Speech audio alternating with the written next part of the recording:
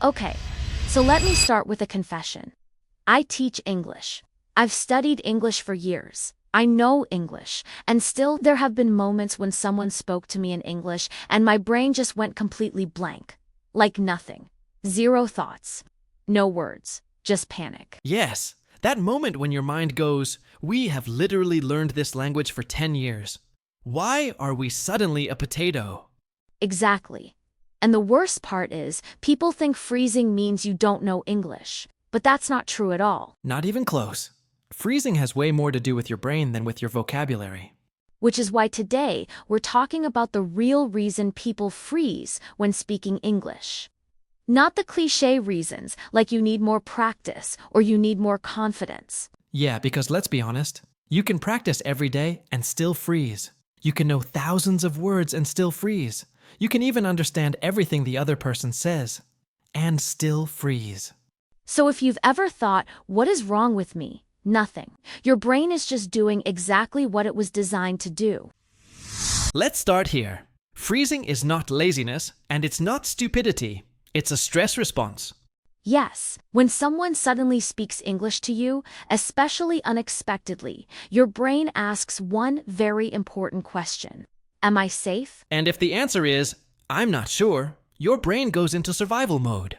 Which means it shuts down the part of your brain responsible for creativity, language, and smooth thinking. So basically, the part of your brain that helps you speak English just clocks out. It's like, sorry, this feels dangerous. We're focusing on survival now. No sentences today. And that danger doesn't have to be real danger. It can be the fear of sounding stupid, the fear of being judged, the fear of making mistakes, the fear of silence. Or the classic one. What if they realize my English isn't as good as they think? That one is brutal. You know what's really interesting? Most people don't freeze like this in their native language. Ever. You don't suddenly forget how to speak when you're talking to a friend, ordering food, or complaining about life in your own language. But the moment English enters the picture, it's like your brain turns into a courtroom and you're on trial. Yes, exactly. Because English, for a lot of people, is not just a tool for communication. It's tied to school. It's tied to grades. It's tied to correction, comparison, embarrassment, and that feeling of being watched. And subconsciously, your brain remembers all of that. It remembers teachers correcting you in front of the class. It remembers tests where one mistake meant failure. It remembers that pressure to get it right. So, when someone speaks English to you now, even years later, your brain doesn't hear, "Oh, this is just a conversation." It hears, "This is a situation where I can be judged." And the moment judgment enters the room, safety leaves. Exactly. Your brain shifts from communication mode to performance mode. And performance mode is where fluency goes to die. Let's talk about that idea of performance for a second. When you're speaking English, especially with native speakers or fluent speakers, it often feels like you're on stage. Yes, like there's an invisible audience watching your grammar, your accent, your pronunciation, your pauses. And the crazy thing is, most of the time, that audience doesn't even exist. But your nervous system doesn't know that. Your nervous system is like, okay, everyone is watching.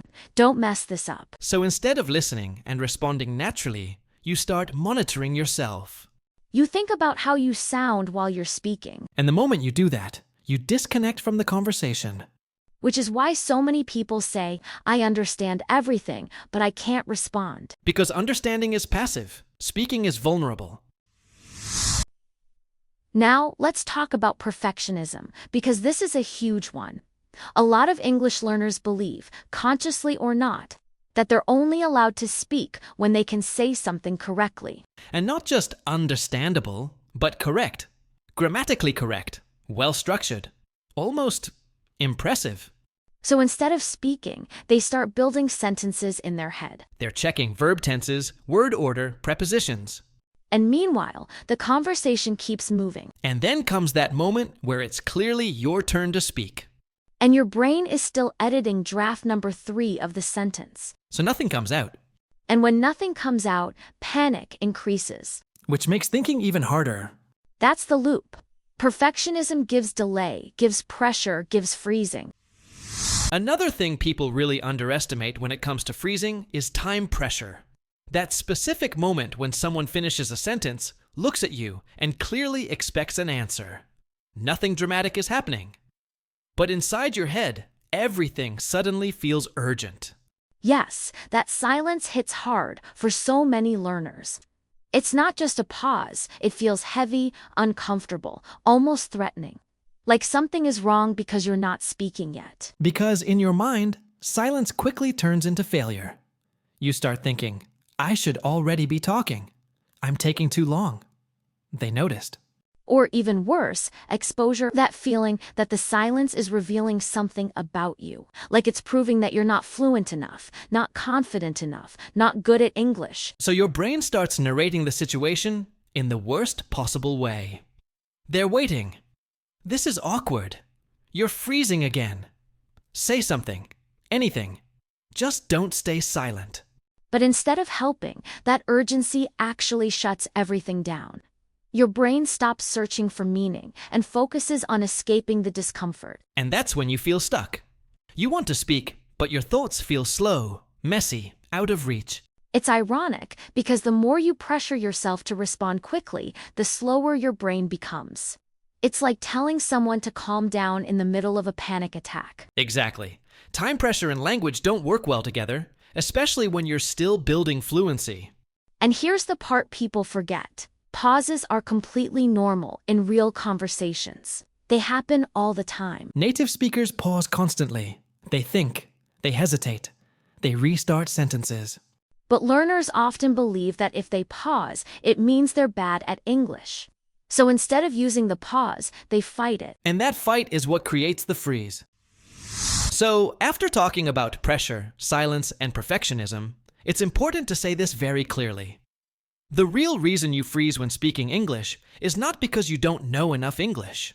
Yes, and this is usually hard for people to accept because it feels easier to blame vocabulary or grammar. But freezing almost never comes from lack of knowledge. It comes from lack of safety. Your brain doesn't feel safe enough to try, to experiment, to say something imperfect and see what happens. And language requires experimentation. You don't speak fluently by planning everything in advance. You speak fluently by starting a sentence, adjusting it, correcting yourself, and continuing. But when your brain is afraid of making mistakes, it blocks that process before it even starts.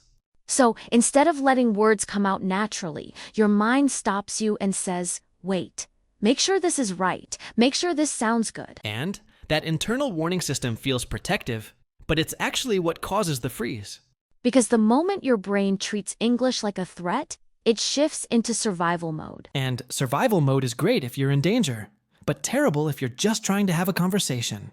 So when people ask, what should I do to stop freezing? The answer is not study harder. It's changed the relationship you have with English. You need to teach your nervous system that English is not dangerous, that mistakes are not embarrassing disasters, that pauses are not failures. And that only happens when you practice English in ways that feel safe. Safe to be slow, safe to sound simple, safe to say something and think, okay, that wasn't perfect, but I communicated. Because once your brain starts associating English with safety instead of fear, everything changes. Words come faster, pauses feel normal, and freezing becomes less frequent. Not because you forced confidence, but because your brain finally relaxed. Okay, let's get very practical now.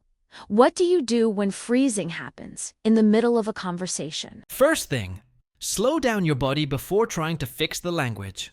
Take a breath, drop your shoulders, relax your jaw. Second, give yourself permission to buy time. Say things like, let me think for a second. That's a good question. How can I say this? These phrases are lifesavers.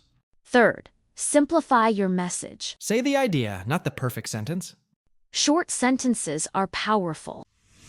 Here's something important. Fluency doesn't come from pressure. It comes from familiarity.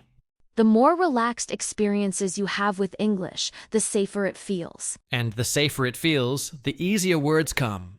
So instead of asking, was my English good? Ask, did I communicate? That question changes everything. If you freeze when speaking English, it doesn't mean you're bad at languages. It means your brain learned to associate English with stress. And associations can be changed. One safe conversation at a time. Fluency is not confidence first. It's safety first. Before we finish, we really want to hear from you.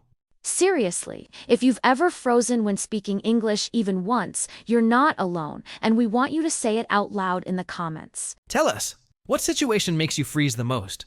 Is it talking to native speakers, job interviews, meetings, ordering food, or just random conversations? And if you want, tell us what goes through your head in that moment. The thoughts, the fear, the silence. Because when you see other people writing the exact same thing you feel, You realize it's not a personal failure. it's a shared experience. So use the comments as a safe space. No judgment, no grammar correction. Just real people, real English, real struggles. And if this video made you feel understood or helped you see English differently, Give it a like so more people who feel stuck can find it. and subscribe if you want more honest conversations about learning English without fear. We're here to make English feel human again. We'll see you in the comments. And in the next video,